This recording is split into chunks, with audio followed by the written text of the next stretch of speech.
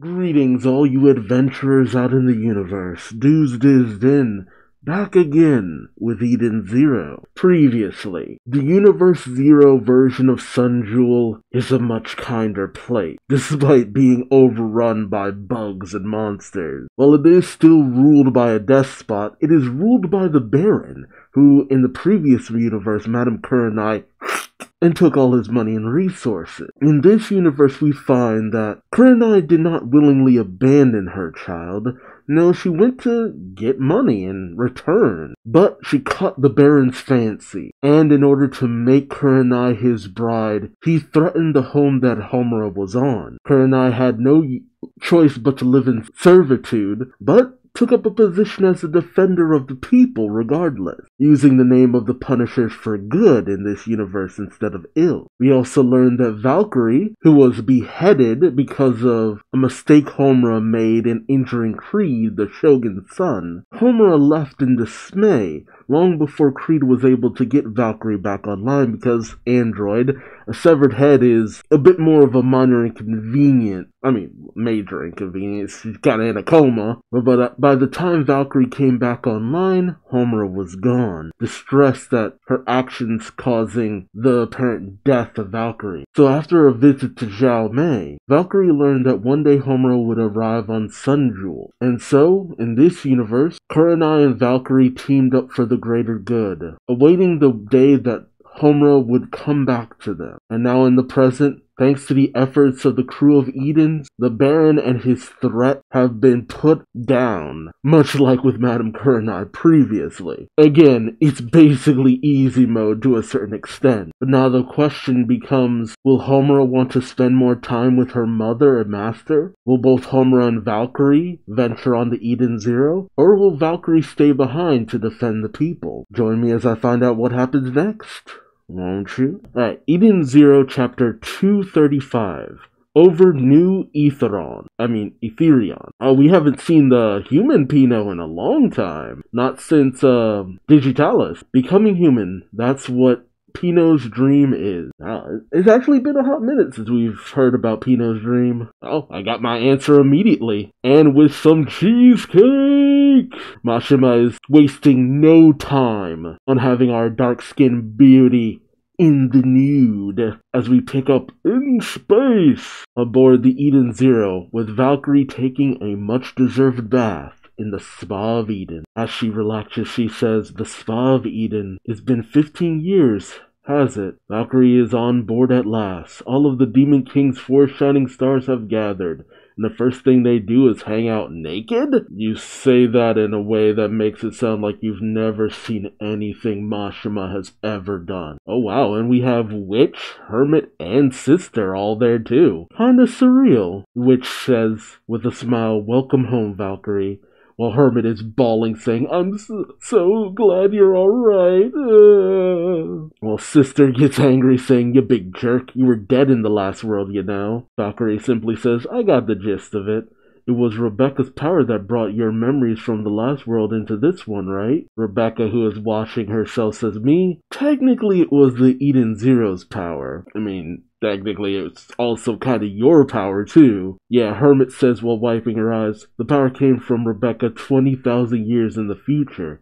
So you're not wrong." Still weird to say. Homura, who is also washing herself, says, "In the previous world, even my mother was a villain beyond saving." Klein, who is also washing herself, says, "I meant to ask, Madame Kurenai, what happened to her?" Homura says, "Mother is remaining on Sun Jewel, at least until there is a pause in the stone's extermination." Okay, I kinda figured. Valkyrie says, "I know a congressman named Paul." Hey, Paul! "He took care of that big shot after all was said and done. Now Kurenai and the rest can live in peace." Paul coming through. Panty thief Paul. Homura smiles, saying, "So we can meet whenever we so choose." And Rebecca, remembering Paul specifically for one thing and one thing only, blushes, saying, "Paul? That panty thief? He's a member of Congress in this world?" Like, look, Universe Zero is a world of possibilities. Valkyrie smiles, saying, "From what I've heard, the last world sounds like it was god-awful." Sister says, "In the last world, Witch kicked the bucket in the outer cosmos. So did Elsie." Oh, Valkyrie questions Elsie. "Oh, yeah, I guess. If things happened for the better in Universe Zero, they never would have picked up Elsie, because the situation on Lendard never would have escalated. I'm actually curious, what changed on Lendard? Did Elsie's mother never try to conquer planet? Or was she stopped before she had a chance to? What happened to that, what was it called? Like in the Infinity Drive thing? Oh, we haven't. Have we seen any dragons in the Sakura cosmos? I haven't thought about that. So maybe the mother of dragons doesn't exist in this world. I know there are natural dragons that occur, but without that engine, there, I guess, wouldn't be as many. Maybe Dragonfall doesn't exist that you need to get through. Holy crap. Ugh, surreal. Yeah, Valkyrie questions Elsie, and even Witch is confused. Sister thinks, oh right, we didn't meet Elsie in this world, did we? Rebecca says, come to think of it, this ship was managed by the people of Granbell. Homer adds, so I wonder what happened to Elsie in this world. Herman explains, I only did a little research, but there was never a civil war on Lendard in the first place, so I guess if she's alive, she'd still be a princess by now. And the image of Elsie, Rebecca, and Homer have is...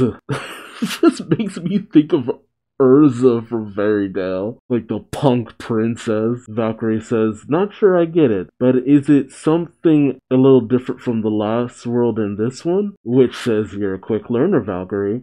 Yeah, these two are gonna have to learn to go with the flow. Valkyrie stands up saying, nope, I'm not good at thinking about difficult stuff. On the Sword of Edens, as long as I can wield my sword for my crew, nothing else matters to me. Them shots. Homura, it's been a while, so let's practice.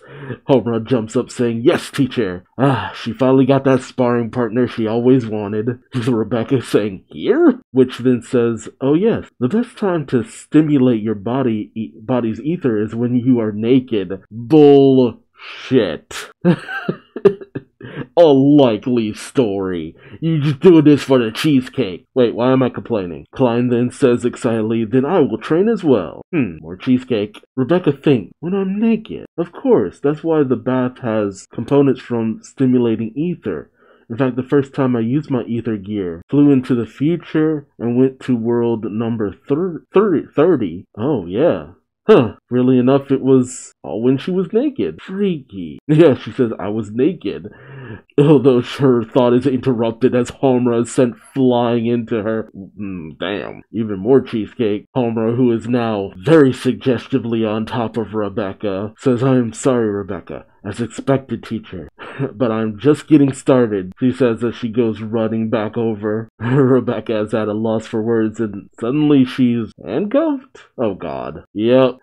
Sister comes up saying, alright, Rebecca, training time. Wow. This is, quickly turning into another type of manga, as Rebecca pulls at the chain saying, why? And Sister licks her lips.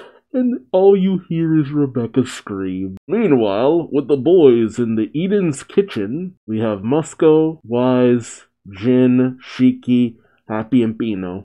Actually, it's weird that Happy wasn't in the bath with Rebecca. They're all chowing down on food. Wise says, I never thought we'd get Valkyrie. Moscow says, mos. And Chris says, we just have Laguna next. Shiki adds, don't forget the captain, Rebecca's dad, Captain Connor. And Happy says, while munching on the fish, Lobelia and Miss Couchfoot too. Wise questions, so what first? Shiki says, we go to the Ori Cosmos, so we can meet Laguna. Wise then questions, isn't he the leader of Oasis now? Chris adds, and Shura is the emperor in this world. Wise goes on to explain, this goes without saying, but there's no way you and Shura are gonna be friends. Shiki simply questions, huh? Why not? And Wise yells, you know!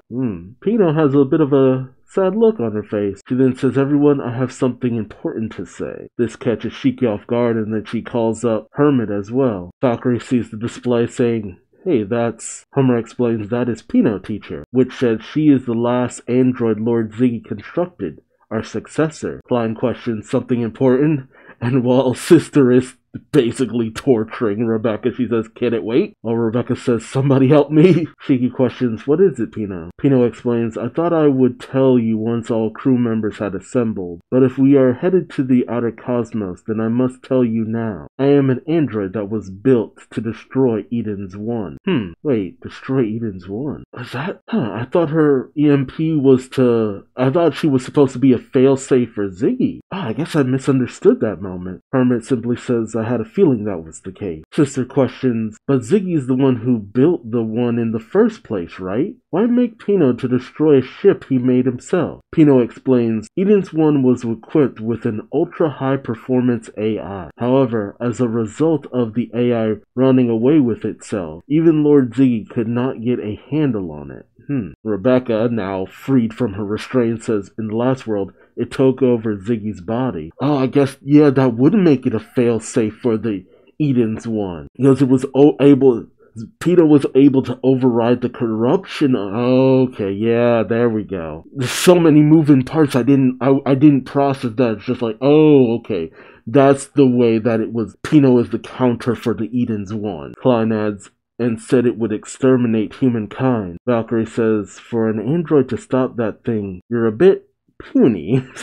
Jeez. Homura, who is sprawled out on the ground in defeat, says, "No, teacher, Pino's EMP poses a threat to machines." Pino stands saying, "Recorded within me is Eden's One's destruction code. To destroy that ship is my mission." But Shiki says, "No, it's not, Pino." Pino questions this, and Shiki stands saying, "True, we gotta do something about Eden's One. I haven't forgotten that, but that doesn't make it your mission. And it wasn't Grandpa's mission either. It's for your dream." Pino's caught off guard as Shiki says, "He wanted you to always follow your dream. That's what this fight is for. So this happy world doesn't get destroyed." Pino beams saying, "Right." And everyone else smiles. Hermit then taps away at her holographic display saying, "Still, we have to take preemptive measures. It'd be no laughing matter if Ziggy's body got hijacked in this world." Pino says, actually, that is the important thing I wish to discuss. Is it already hijacked? We didn't see, it would make sense. Ziggy's body was nowhere to be found on Granbell. Oh, there we go. The Dark Stars. We pick up on board the Eden's One as Wizard approaches the bow of the ship saying, "The Zero is on the move, Master." And then a figure who looks like Ziggy says, "The stars are weeping. They pity us who possess no lives. Or perhaps they lament the suffering of humans who do. You needn't cry any longer. I shall put you at ease." Wizard says, "You have the power to make your dreams a reality. Armor and ether that surpasses even Lord Ziggy's." Wait, over new Etherion Void 1V? The strongest king of the machines in the universe. Okay, so the One has taken on it has made a body for itself in this world. A mysterious machine where Eden's One is enshrined.